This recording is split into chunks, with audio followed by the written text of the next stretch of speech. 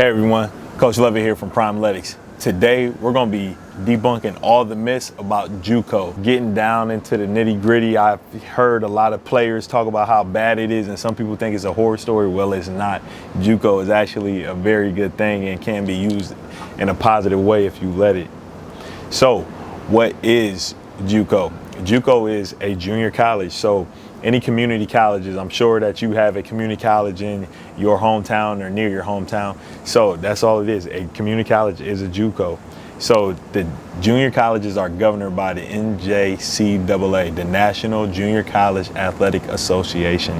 So JUCO is needed for any athlete that has any problems with their grades, if their skill level isn't up to par, or say you just didn't get the kind of recruitment that you wanted straight out of high school. Like JUCO is like the second chance, almost like another opportunity to get your grades up, get your skill ability level up, and to get noticed by more colleges. Because hey, let's face it, like JUCO, you're playing against a little bit older guys. They're kind of seeing you over your body of work over a larger amount of time. So some colleges, you know, they draw to that, and you're more experienced and you're a little bit more mature at that time. So what are the requirements for JUCO? For JUCO, all you need to do is graduate high school.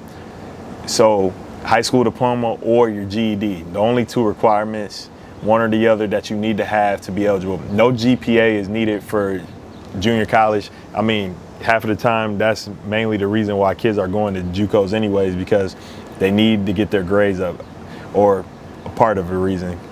So junior college works same way like the NCAA does. They have 3 different divisions. So they have Division 1, Division 2, Division 3, and from that tier, you'll find your different levels of athletes, and you know, different goals and skill levels and things of that nature. The campus life is just the same. They have dorms that they have at some of the bigger campuses, and then they also have deals with apartments, so they'll put you in an apartment. So you will have a campus life at a junior college. It's just like a normal college or 4-year university, except just a little bit smaller. That's it. That's the only differences that you have. So how long will you be at JUCO? Junior college typically can last anywhere from 1 to 2 years. If you're there just trying to enhance your ability and you're trying to get some more recruits and get your recruitment trail a little bit hotter, then you'll typically go for 1 year. But most kids, especially if you need to get your grades up, you're going to be there for 2 years. You need to really sit in there, focus, crack down on your grades, get your GPA up, and that's the time to really do it. So if you're there for 2 years, you have a great, tremendous opportunity not only to start over with a new GPA, but you're proving that you can handle campus life, that you can handle going to class, you can handle playing a sport while you're in school. And another reason why kids do end up at JUCO is, some of them need a different level of maturity now. Whether they have problems not really attending school in high school, this is also an opportunity for you to kind of fix that. Like JUCO is a great alternative route. It's perfect. Like, people have such a bad taste in their mouth when JUCO is brought up, but it's honestly a great tool and resource for you to kind of move on to that next step. If your goal is a 4-year university, then why not go to a JUCO? It gives you a greater chance of, if you had a lot of colleges that you weren't really interested in, it can get you that much more attention, and you might actually start to get the offers that you want, that are kind of in the ballpark area that you want, that'll cover full tuition and stuff. Or you might be a D3 player that's teetering D2, but you didn't get the D2 looks. Like, you had some of them, but they didn't fully commit to them. Or you might be a D2 player that has some D1 skill, and you're trying to prove to the D1 scouts that you can go there. I mean, JUCO is not an easy route by any means as far as the talent level that you're going to be playing. The talent level at junior college, you got to remember, like I just said, some of these kids are there because they just had bad grades. They had attendance problems. But that doesn't, like, they're coming there to prove that they can handle all that stuff that's off the court. Now on the court, some of those guys and girls and stuff, they're the best in the country. They're just ending up at junior colleges because of those reasons. So you have to go in here with a humble mind and knowing that you're gonna have to work hard. Like the campus life, yes, they do provide living for you and stuff, but the campus life is a little bit different. When you're in traditional NCAA college, you normally have managers and things handling your equipment and all that stuff and your clothing. You don't have anybody washing your clothes. At JUCO is kind of teaching you how to be independent, and it's not giving you that luxury. That's the part that creates the dog in you about JUCO. Like the people at JUCO have that grit and that dog in them. They don't get all that NCAA treatment. Now they might have the NCAA talent level, Division I and high majors and stuff, but at that time being, there's none of that. There's been documentaries of guys that have talked about junior college and how rough it is. It's a mental mind game at a junior college. You have to really focus and key in on why you're there in the first place. There are a lot of guys that go to junior college and they can't handle it. They break down. Junior colleges, usually most of your junior colleges are in the middle of nowhere. They're in the country.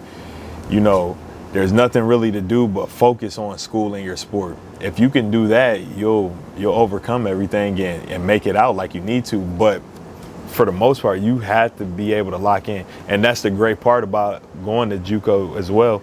You get to refresh your mind and kind of just focus in on everything that you need to do. You get to focus on school. So that was one of your big problems. You get to focus on your sport, which could have been another big problem. Now you learn how to just go to school, handle your business in the classroom, and then once you get on to the court, you just focus on the court, working out more times a day than you normally would because there aren't that many distractions. Like, I don't know if you've been to the country, but there's not too much to do, especially when you're a city kid. You're gonna go out there and it's gonna be a shocking experience for you. It's gonna be brand new. It's gonna be a culture shock. You're gonna see things that you've never seen before. You're gonna see a lot of nothing. That's it. It's just a lot of time for you to think and get your work done. Like the main goal of it, by the end of it, you want to be a better player because you have no choice but to work out, and then you want to be a better student, and then you want to be independent. Like those three things are key when you're going to a 4-year university. When you go to a 4-year university, you don't have anybody making sure that you did your homework. You don't have anybody walking around making sure you went to class or you're using your free time wisely. You don't have anybody that's really checking too much if you work out or not. Like, if you don't do that stuff, it's just gonna be, hey, great having you here, but it's just not working out. See you later. And it's gonna be on to the next kid. There's gonna be another kid out there that wants to do all this. So junior college, like I was saying earlier, you gotta remember that you're never too big for any situation, any program, any college situation. Junior college is another great situation that you can set yourself up for success.